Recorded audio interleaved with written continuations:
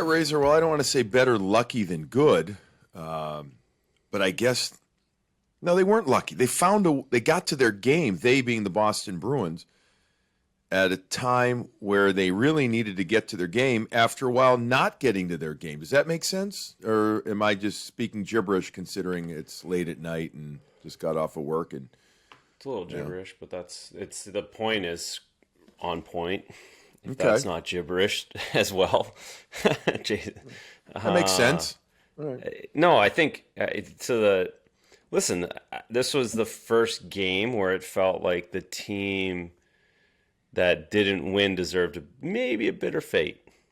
Yeah. Certainly through three periods, and certainly, I mean, what a hang-on that was by the Bruins in the third period. After they go up. By the way, let me welcome everybody into Morning Brew with Jaffe and Razor.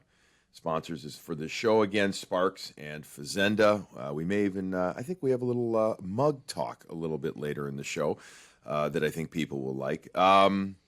It was crazy in the sense that they scored. Let's start with the third period, okay? Let's get there. Let's go there. They get the tying goal in the third period. Thank God, finally, Razor on a power play, right? Finally. I mean, their power play had chances in the first, but geez, did not come through for them. But then after one good shift right after the power play goal, the Marchand goal that ties it up, it's like crap. It's just like awful. And I know, again, we watched it from different areas, different views, perspectives, but could you feel it through the TV? I mean, it was desperation time.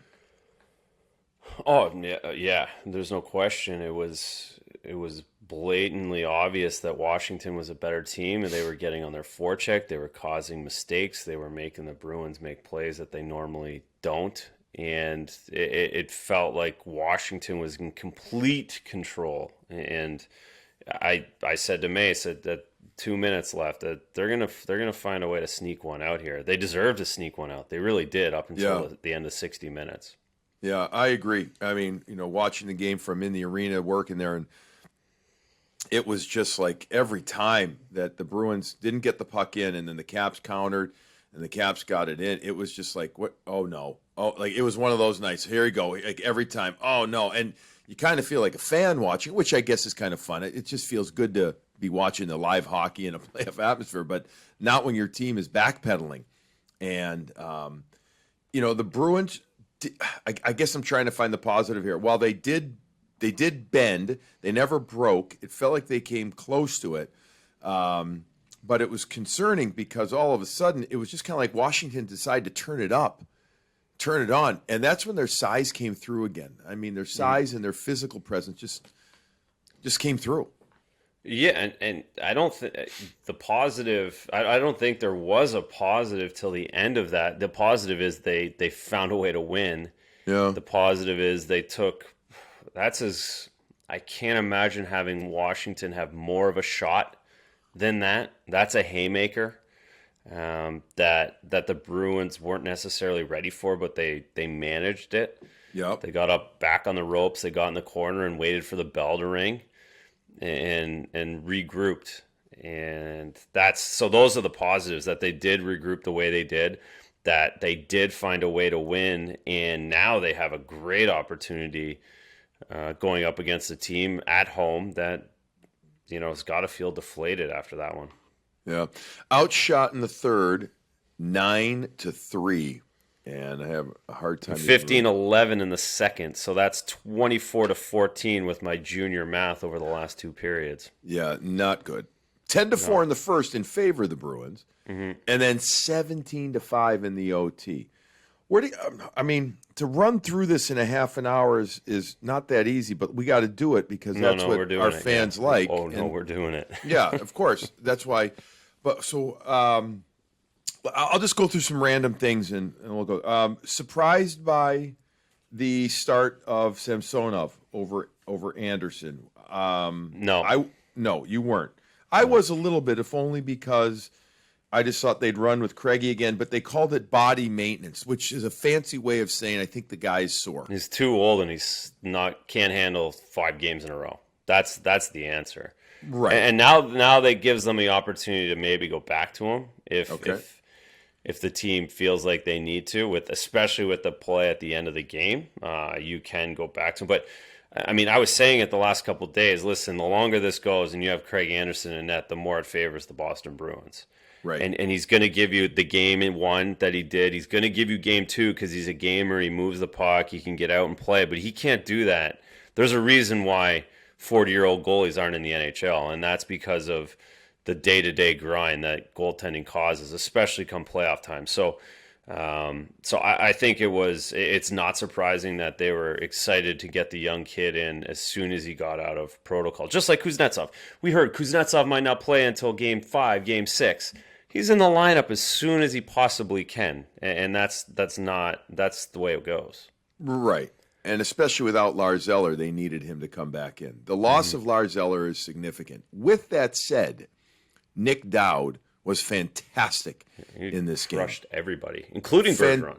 Including Bergeron. Fantastic in the faceoff circle, fantastic in the D zone, fantastic in the offensive zone. In fact, he would hands down be my number one cap star of the game. And I know this isn't a cap show, but it is worthy of talking about for a moment. Their fourth line, the Dowd, Hagelin, Hathaway line, is incredibly effective. And I feel like it's more, it's definitely bringing more than the Bruins' fourth line is overall. And the Bruins' fourth line, by the way, got a pretty darn good amount of ice time. They had some chances on their own too, but the impact, I guess that's what the overall overt impact of that fourth line, the Dowd line, is pretty damn significant, Razor.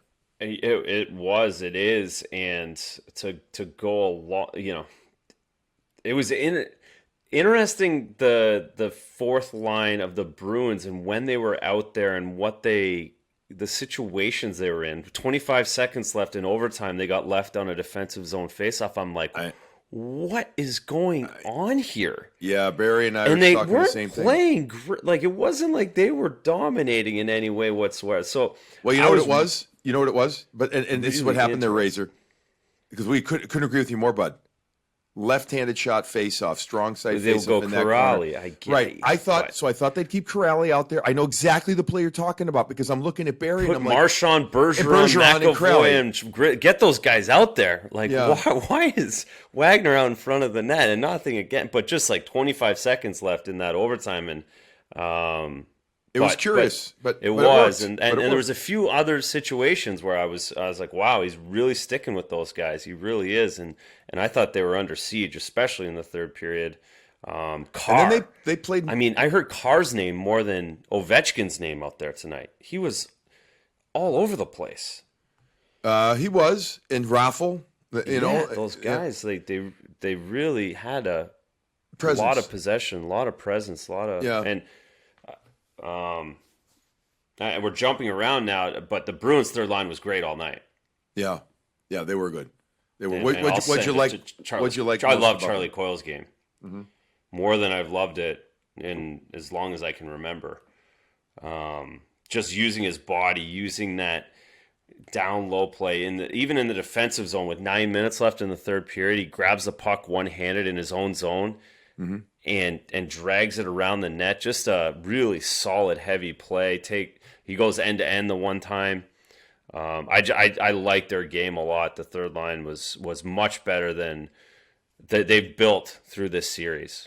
Let me ask you about that goal that Dowd ended up scoring. The Coyle pass from the left wing half wall deep in their own zone, cross ice or through the middle of the ice up to Pasternak. I feel that's more of a Pasta issue there, but still Coyle's got to be. That's one of those passes you have to be like 1,000% sure too that he was about to get hit. Pasta was probably cognizant that he was going to get hit, but I when it's all said and done, Carlo's in the mix too for stepping up the way he did. Well, but he isn't he thinking, Bud, that he's thinking that Pasta's going to do something with that pass, right? He is, just like Schultz is thinking that Samsonov's going to do something with that puck. But you have to read it better. You have to maybe you sit back as that Carlo defender he doesn't need to jump in the rush there. That's kind of a dangerous area where maybe you sit back, and if the puck's going up to the red line, then Carlo maybe can jump. But at your own blue line, Carlo, in hindsight, it's always different as well, but I put Carlo in that mix more, even more than Coyle maybe, because that pass gets to where it needs to go. No one did anything with it. Yeah, yeah. Pasternak knows he's in the middle of the ice. He's that wide receiver that's cutting across the middle, and he knows that there's a free safety that's checking him out, right? that hasn't hammered him yet. No. Gator. But it's so now all of a sudden, exactly, you just leave it there. So, anyways, but I agree with you. I did think overall that line was good. Again, Jake DeBrusk hustling, Richie with some opportunities, liked them. I want to talk about, since I asked you about Samsonov. Would you expect him to start on Friday, or do you think they go to Anderson? Think they go back down to Anderson? I think Peter Laviolette after the game talked about how he thought Sammy, as he called him, played a great game. Why he played him, because he was one of our two main goalies. Blah blah blah. This and that. I don't know, man. I think they go back to Anderson. I go back to Samsonov. You go back to really? Samsonov? No. I go Samsonov. Yeah, just because Anderson's only played 3 games all year, and yeah, it was a nice shiny, but you go with your first round pick, your future, the guy who was supposed to be the starter this year, and I know Ovi's yelling at him in Russian after the bench. And what do you think that's who's yelling at? Was he yelling at him? You think? Yeah, he's yelling in Russian, and I think also the one caveat is that Samsonov's had these issues with discipline, with protocols, and going, But I can't imagine having Anderson sit out and then having him come back in. I mean, it's a risky play having a 40-year-old guy do it again after playing 3 games all season. Okay, that's like playing Jarl Halak over Swayman. Yeah, I you put it that way, I guess. But you won a game with him, and not that he didn't make mistakes. Craigie made a mistake or two here or there. I'm just curious. Look, if something you don't want to be dealing with. You've had 3 goalies in 3 games. Yeah, I mean, yeah, that is a nightmare. And in Phoenix, Copley again was your backup. Talking about Carlo, you made the comment. I don't disagree at all about the jump into the play, but also I did think he was really damn good on the penalty kill. In this game, Brendan Carlo, I thought he was really good. 5 minutes and 37 seconds of PK time, leading the way on the Bruins back end, along with Kevin Miller, who played 5:27, so 10 seconds less. I thought those guys were excellent. I thought that the way that the penalty kill in general, Razor, worked, especially plays to the wall, plays pucks, getting pucks off the wall and then down the ice. I thought they did a good job of supporting, or I guess closing into battles, getting pucks out and getting them down. And there's something to be said for that, because it's funny, the Caps were so physical in so many other ways, yet on their power play with more of their skill guys, they weren't always that physical. And I thought the Bruins were able to handle that element. They did a nice job.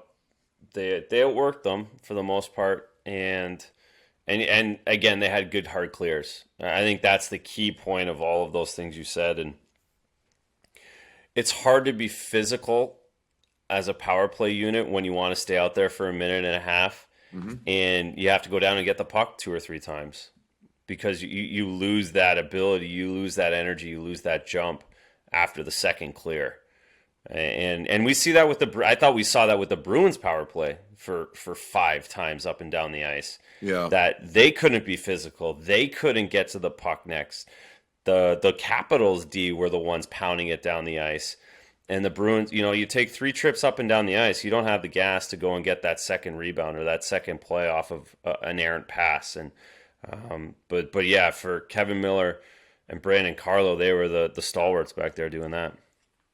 How would you describe David Pasternak's game? How would you have described his game? I think he was pretty. I would say he was the synopsis of the Bruins in that after 3 periods, if the game had ended, there would be a lot of criticism, there'd be a lot of questions, and they had 2 good periods at the end and got the win, and now you're like, all right, they had a pretty good game. And that's kind of where I see David, where there was some plays he was making. He was on the perimeter. the power play, again, they don't score 5-on-3. I'm putting that on David before everybody else. Exactly. Right? Thank you. So Yes. if they had have lost 2-1 and they don't score on a 5-on-3 for 53 seconds, that's on the big fella right there. That's going there, and then it's going to go 63, 37, 46. And they got away with all of that because of getting through and hanging on, and then having the overtime periods that they did and getting the win. You can chalk it up to them finding a way. And I think David found a way to have a pretty decent game at the end of it all. I don't know. I got to really dive into it, but his sticks are breaking more than Ovechkin's sticks are. You know what I mean? I know Ovechkin breaks sticks, and Ovi usually has 10, if not 12 sticks ready for every game. I'm sure David does. Maybe not a dozen, but I'm sure David has 8 or 10, on the rack ready to go. But holy smokes, Razor, are his sticks breaking a ton. He had 2 or 3 more in this game. By the way, he had 17 attempts in this game. Ovi's 298 pounds. David's only 188. So there's a difference there, too, with the stick breakage and why. Yeah, and I think David uses about a 75 or 77 flex. I don't know what Ovi's using right now. I know he's vacillated. Even for him to use an 80 to an 85 flex would be nothing. Now, if Ovi's using a 77 flex, oh my god, that kind of it's like using a mini hockey stick. You're right. Ovi's got a 77, but he might be. I don't know. I'd have to look into that. Their line combined for 19 shots on net. David with 9, Patrice with 7, Brad had 3.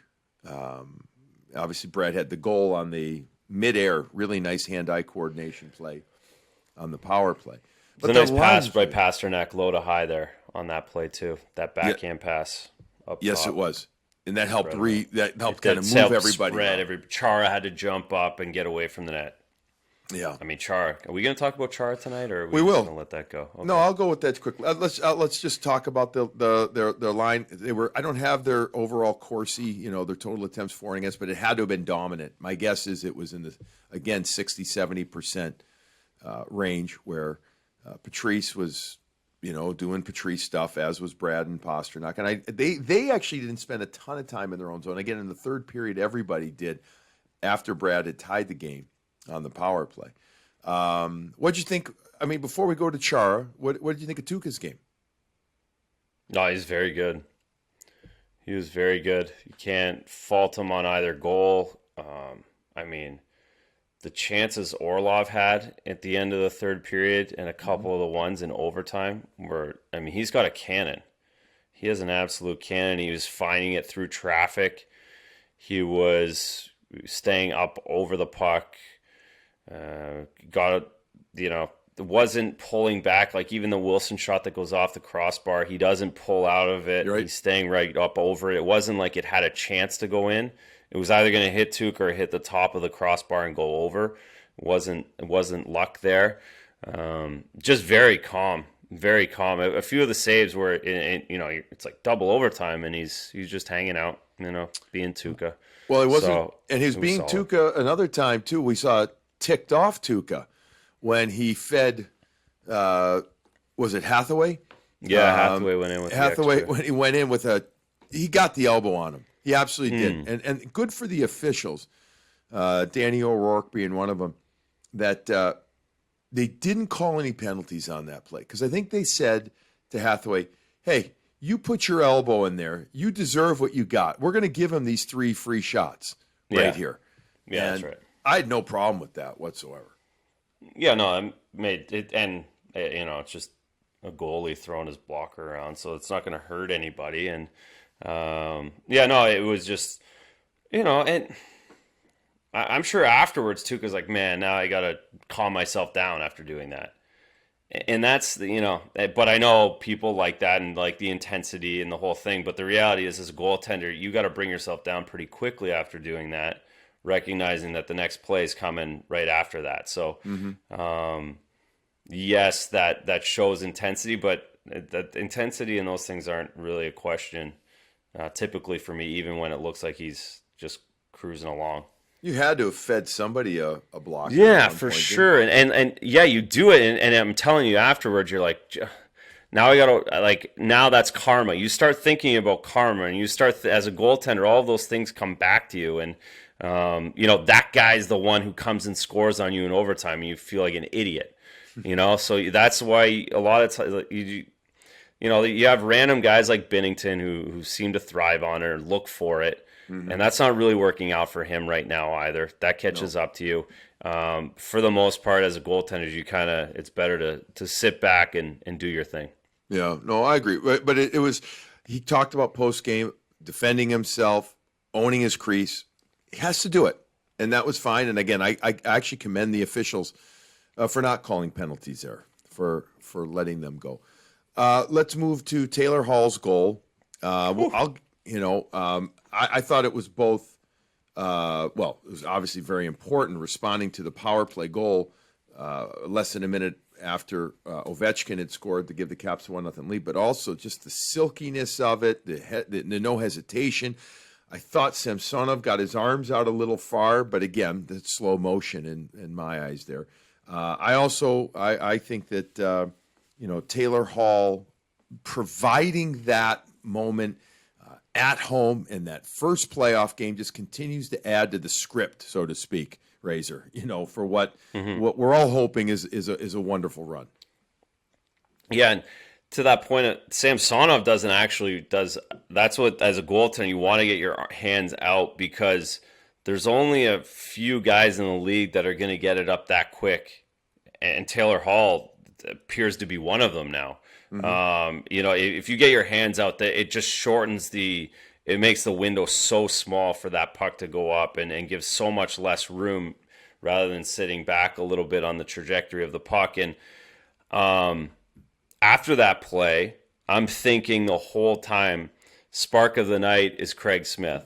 Way much prior to the overtime goal, because that was a heck of a play by him to get that pass under the stick on the backhand.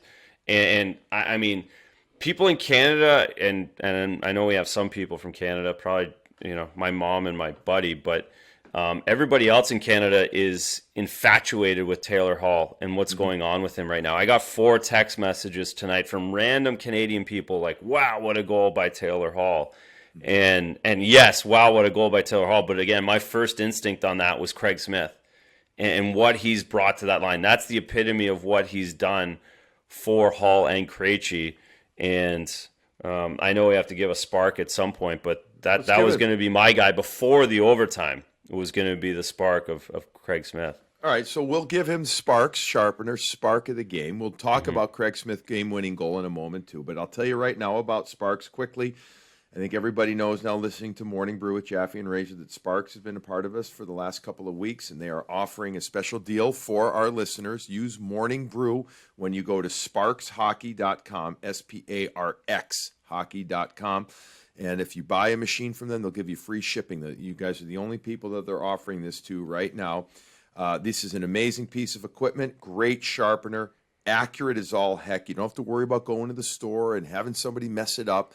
It's done for you perfectly. So the convenience, the accuracy, and the fact that it is going to pay for itself in a short manner of time makes the Sparks sharpener worth it. So Craig Smith gets that. And again, go check out sparkshockey.com. Great stuff. All right. Before we get to our hot cup, our hot, fresh, mega, cup of Fazenda coffee, let's touch on Chara quickly, and then I want to go to Craig Smith, the game-winning goal. We'll talk our way through that. Chara is being used less. In fact, of all defensemen on the Washington Capitals, Razor, he played the fewest, the least amount of ice time at 20 minutes in the game. And whether he's being protected or I just think you can see the lack of speed and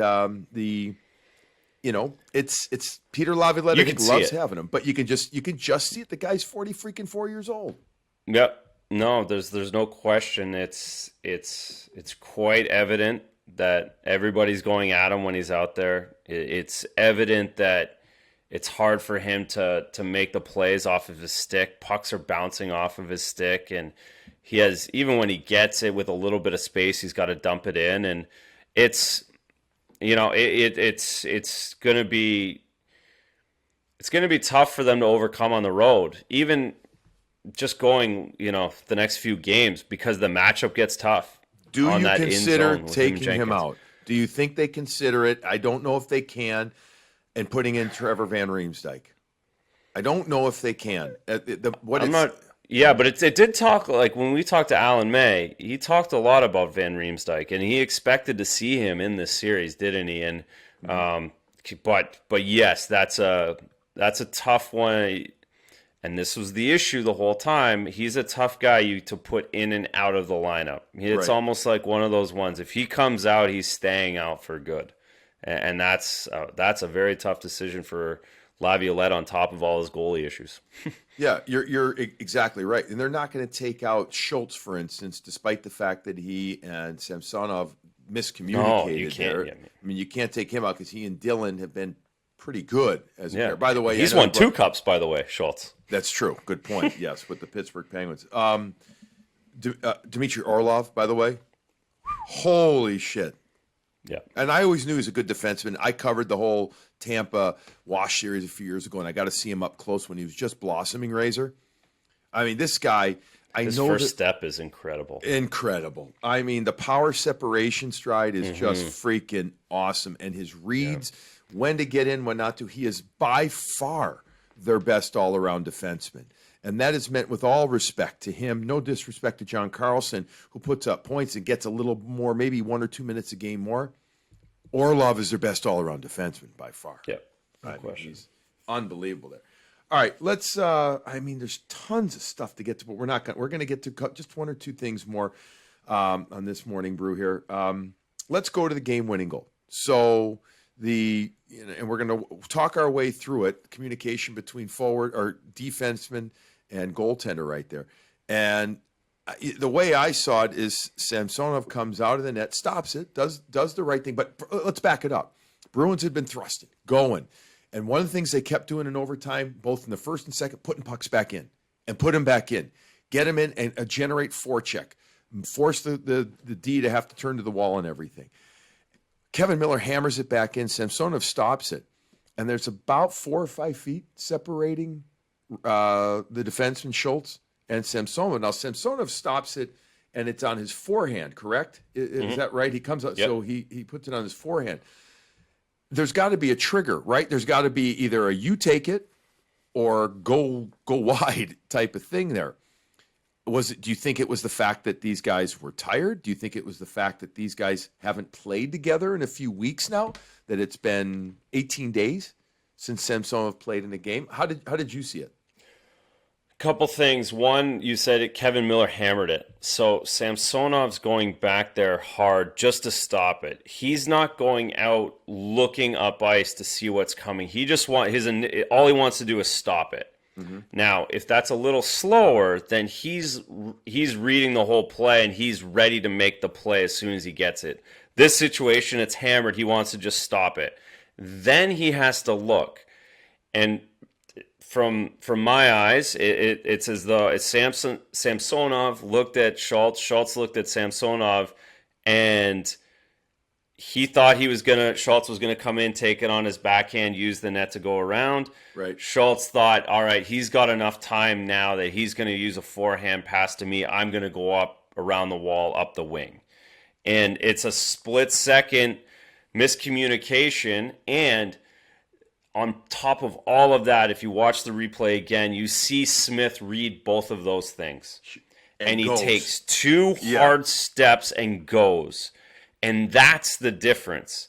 That play could be made 4, 5, 6 times a game where the forechecker doesn't read it the same way as Smith did, that the goalie can then poke it, or the D-man then holds up the player. But it was a perfect storm, a perfect reaction by Smith to get in there. And then, of course, he's on his forehand, so it's even harder to stop the wraparound. It was like everything went really well for Craig Smith, but it's because he anticipated the miscommunication at the exact right time.